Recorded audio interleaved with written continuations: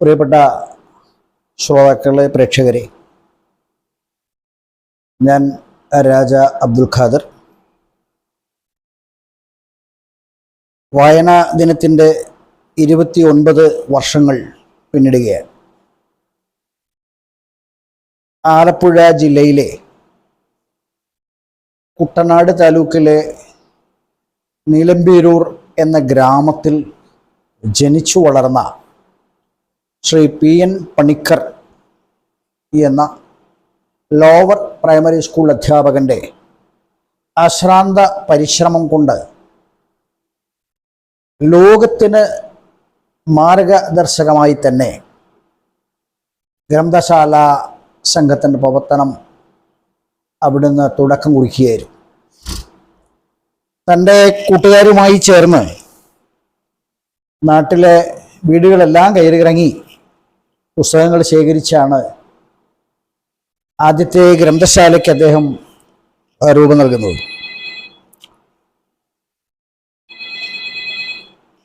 അദ്ദേഹം സനാതന ധർമ്മം എന്ന പേരിലാണ് ആദ്യത്തെ ഗ്രന്ഥശാല രൂപീകരിക്കുന്നത്. പിന്നീട് അദ്ദേഹത്തിൻ്റെ ഔദ്യോഗിക ജീവനാർത്ഥം വിവാഹ ശേഷവും അമ്പലപ്പുഴയിലേക്ക് താമസം മാറുകയും അവിടെ സ്കൂളിലെ അധ്യാപകനായി ചേരുകയും ചെയ്തു. അവിടെ വെച്ചാണ് അദ്ദേഹം PK മെമ്മോറിയൽ വായനശാലയ്ക്ക് രൂപം കൊടുക്കുന്നത്. ആ വായനശാലയിൽ വെച്ചിട്ടാണ് 1958 കേരള ഗ്രന്ഥശാല സംഘം രൂപീകൃതമാകുന്നു. 1947 ഗ്രന്ഥശാല സംഘം രജിസ്റ്റർ ചെയ്യുകയും ചെയ്തു. കുട്ടനാട്ടിലെ അന്നത്തെ ചങ്ങനാശ്ശേരി താലൂക്കിലാണ് ഈ നീലമ്പേരൂർ എന്ന് പറയുന്ന ഗ്രാമം. എന്തുകൊണ്ടും ചരിത്ര പ്രസിദ്ധമാണ്. പടയണി നീലമ്പേരൂരിനെ പ്രശസ്തമാക്കുന്ന മറ്റൊരു കാര്യം പടയണിയാണ്. ദിവസങ്ങളോളം നീണ്ടു നിൽക്കുന്ന പടയണി ആ ഗ്രാമത്തിൽ നടക്കാറുണ്ട്. കാർഷിക മേഖലയും കൂടിയാണ്. കർഷകരായ ആളുകളുടെ ഉന്നമനത്തിനു വേണ്ടി ആ പ്രദേശത്തെ ആളുകൾ ഒത്തുകൂടി അവരാഘോഷിക്കുന്ന ഒരു ആഘോഷം കൂടിയാണ് സത്യത്തിൽ പടയണി. പക്ഷെ അതൊക്കെ ബീജാഭാവം ചെയ്ത് ശക്തിപ്പെടുന്ന കാലത്ത് തന്നെ പണിക്കര് സാറ് അക്ഷരസദ്യ വിളമ്പി കൊടുത്തുകൊണ്ടിരുന്നു എന്നുള്ളതാണ് സത്യം. സാക്ഷരതയ്ക്ക് വേണ്ടി ആത്മാർത്ഥമായി പണിയെടുത്തൊരു മനുഷ്യനാണ്. കാൻഫെഡ് രൂപീകരിക്കാൻ കാരണക്കാരൻ അദ്ദേഹമാണ്. അങ്ങനെ അദ്ദേഹത്തിൻ്റെ പരിശ്രമം കൊണ്ട് ഗ്രന്ഥശാല സംഘം രൂപീകൃതമാവുകയും ഈ ഞാൻ പറഞ്ഞ PK മെമ്മോറിയൽ ഗ്രന്ഥശാല അമ്പലപ്പുഴ 1ാം നമ്പറായി തന്നെ ഗ്രന്ഥശാല സംഘത്തിൽ രജിസ്റ്റർ ചെയ്യപ്പെടുകയും ചെയ്തു. അദ്ദേഹം അമ്പലപ്പുഴ ഗ്രന്ഥശാലയുടെ പ്രസിഡന്റും സെക്രട്ടറിയൊക്കെ ആയിട്ടിരുന്നിട്ടുണ്ടെന്നാണ് എൻ്റെ ഓർമ്മ. അപ്പോൾ ഒരു ചെറിയ ഗ്രാമത്തിൽ നിന്ന് ഇന്ത്യയിലെ എല്ലാ പ്രദേശങ്ങളിലേക്കും അക്ഷര വ്യാപ്തി വരുത്താൻ, വായനയുടെ വസന്തം വിരിയിക്കാൻ ഈ മഹാ വ്യക്തിത്വത്തിന് കഴിഞ്ഞിട്ടുണ്ട്. 1970 നവംബർ ഡിസംബർ മാസങ്ങളിലാണ് PM പണിക്കരുടെ നേതൃത്വത്തിൽ കാൽനടയായി ഒരു സാംസ്കാരിക ജാഥ നടത്തുകയുണ്ടായി.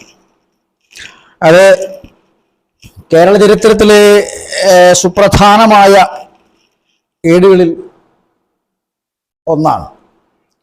വായിച്ച് വളരുക, ചിന്തിച്ച് വിവേകം നേടുക. വായിച്ചു വളരുക, ചിന്തിച്ച് വിവേകം നേടുക. ഇതായിരുന്നു അദ്ദേഹത്തിൻ്റെയും ഈ ജാഥയുടെയും ഒക്കെ മുദ്രാവാക്യം. അതിന്നും പ്രാപ്യമായി കൊണ്ടുപോകാൻ ഗ്രന്ഥശാല സംഘത്തിന് കഴിയുന്നുണ്ട്. ശക്തമായി പ്രവർത്തിക്കുന്ന ധാരാളം ഗ്രന്ഥശാലകളുണ്ട്. വായന അന്യമായി കൊണ്ടിരിക്കുന്നു എന്ന് നമ്മൾ കരുതുന്ന ഒരു കാലഘട്ടത്തിൽ പോലും ശക്തമായി പ്രവർത്തിക്കുന്ന ഒട്ടനവധി ഗ്രന്ഥശാലകൾ, എന്നാൽ ഈ പറഞ്ഞ PK മെമ്മോറിയൽ ഗ്രന്ഥശാല, ചങ്ങനാശ്ശേരി ആനന്ദാശ്രമം പബ്ലിക് ലൈബ്രറി, ഇങ്ങനെ ഒരുപാട് സ്ഥാപനങ്ങൾ എപ്പോഴാണ് വായനാ വസന്തം എന്ന് പറയുന്ന വീടുകളിൽ കൊണ്ട് പുസ്തകങ്ങൾ കൊടുക്കുന്ന ഒരു സംവിധാനവും ആയിക്കൊണ്ടിരിക്കുന്നു. അപ്പൊ അത്ര നല്ല രീതിയിൽ പ്രവർത്തിക്കും. പക്ഷെ വായന അന്യം നിന്ന് പോകുന്നൊരു കാലത്താണ് നാം ജീവിക്കുന്നത് എന്നുള്ള നമ്മുടെ തോന്നലുകൾക്കപ്പുറമായി ധാരാളമായി ഈ ബുക്സുകളും മറ്റും വായിച്ച് തീർക്കുന്ന ഒരു കാലഘട്ടം കൂടിയാണ്. അത് പരിപോഷിപ്പിക്കുന്നതിന് വേണ്ടിയാണ് ഇദ്ദേഹത്തിന്റെ ചരമദിനം കണക്കാക്കിക്കൊണ്ട് വായനാ ദിനം നമ്മൾ ആചരിക്കും. ജൂൺ 19 വായനാ ദിനം ആചരിക്കും. അത് കേന്ദ്ര സർക്കാർ വായനാ വാരമായും ആഘോഷിക്കുന്നുണ്ട്.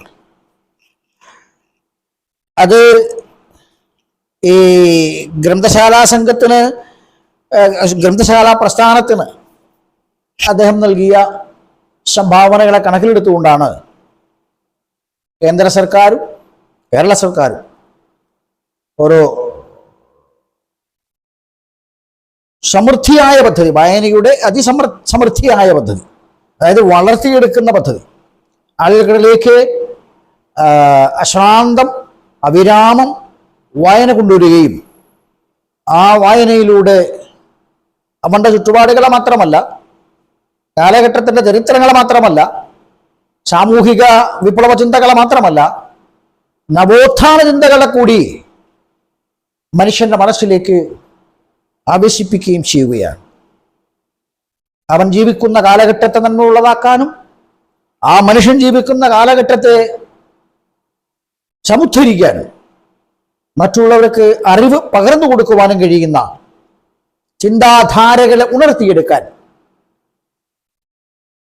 ശ്രീ PN പണിക്കരുടെ അശ്രാന്ത പരിശ്രമം കൊണ്ട് സാധിച്ചിട്ടുണ്ട് എന്നുള്ളതാണ് സത്യം. അപ്പോ പുതിയ സങ്കേതങ്ങളിലൂടെ നമ്മൾ കടന്നു പോകുന്ന കാലഘട്ടത്തിൽ, കമ്പ്യൂട്ടർ യുഗത്തിൽ, ഇന്റർനെറ്റ് യുഗത്തിൽ എല്ലാ വായനകളും ആ മീഡിയകളിലൂടെയാണ്. പക്ഷെ എന്നിരുന്നാലും വ്യക്തിപരമായ എൻ്റെ അഭിപ്രായം, ഒരു മനുഷ്യൻ വായിക്കുന്നത് അവൻ്റെ ഉള്ളിൽ നിൽക്കുന്നതിന്, ഗ്രാഹ്യമാകുന്നതിന്, ഓർമ്മയിൽ തങ്ങി നിൽക്കുന്നതിന് അഭികാമ്യമായത് പുസ്തകങ്ങളിൽ അക്ഷരങ്ങളിലൂടെ വായിക്കൽ തന്നെയാണ് എന്നാണ്. അത് കാലങ്ങളോളം തങ്ങി നിൽക്കും. എന്നാൽ കമ്പ്യൂട്ടർ യുഗത്തിൽ നമ്മൾ കമ്പ്യൂട്ടറിലൂടെ വായിക്കുന്നതോ നെറ്റിലൂടെ വായിക്കുന്ന മറ്റു രീതിയൊക്കെ ഈ വായന, ഈ ബുക്കുകളുടെ വായന, അത് അധികകാലം നമ്മുടെ ഓർമ്മയിൽ തങ്ങി നിൽക്കാൻ സാധ്യതയില്ല എന്നാണ് എൻ്റെ പക്ഷം.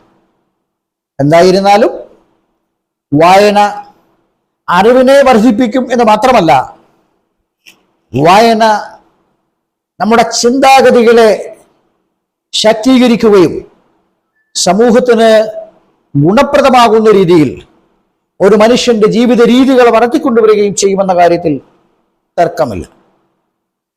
മനുഷ്യനിൽ ചില സമയത്ത് സംജാതമാവുന്ന ആസുര സ്വഭാവങ്ങൾക്കപ്പുറം, മനുഷ്യനിൽ ഇപ്പോൾ നമ്മൾ കണ്ടുകൊണ്ടിരിക്കുന്ന ചില സ്വഭാവങ്ങളുടെ സാമൂഹ്യ അപജയങ്ങൾക്കപ്പുറം നന്മയുടെ ഒരു തുരുത്തുണ്ട് എന്നും ആ തുരുത്തിലേക്ക് അധിക ദൂരമില്ല എന്നും വായന നമുക്ക് കാട്ടിത്തരുന്നുണ്ട്. എത്രയോ മഹോന്നതരായ എഴുത്തുകാർ, എത്രയോ കവികൾ, എത്രയോ ഗ്രന്ഥകർത്താക്കൾ, എത്രയോ സഞ്ചാര സാഹിത്യകർത്താക്കൾ, എത്രയോ നവോത്ഥാന ചിന്തകർ, ഇവരൊക്കെ എഴുതി വച്ചിരിക്കുന്ന ഗ്രന്ഥങ്ങളൊക്കെ തന്നെ നമ്മുടെ ജീവിതത്തിൻ്റെ അവസാന ഘട്ടം വരെ വായിച്ചു കടന്നു പോകാനും മനസ്സിലാക്കുവാനും ഉൾക്കൊള്ളുവാനും കഴിയുന്ന ധാർമ്മികമായ ജീവിത സഞ്ചാര പഥങ്ങളാണ് എന്ന് പറയാതിരിക്കാൻ നിർവാഹമില്ല. ദീർഘിപ്പിക്കുന്നില്ല. ഈ സാഹചര്യത്തിൽ എല്ലാ ആളുകൾക്കും ഞാൻ നല്ല ഒരു വായനാ ദിനം ആശംസിക്കുകയാണ്. ബഹുമാന്യനായ PN പണിക്കർ സാറിൻ്റെ ഓർമ്മകളെ മനസ്സിൽ സൂക്ഷിച്ചുകൊണ്ട് അദ്ദേഹത്തിൻ്റെ ഭവനമൊക്കെ സർക്കാർ സംരക്ഷിക്കുന്നുണ്ട്. അവിടെയൊക്കെ അദ്ദേഹത്തിൻ്റെ ഇതുപോലുള്ള ദിവസങ്ങളിൽ ഒരുപാട് പരിപാടികളൊക്കെ ആളുകൾ നടത്താറുണ്ട്. ഞാനും പല പ്രാവശ്യം പല കാലഘട്ടങ്ങളിലൂടെ പോയിട്ടുണ്ട്.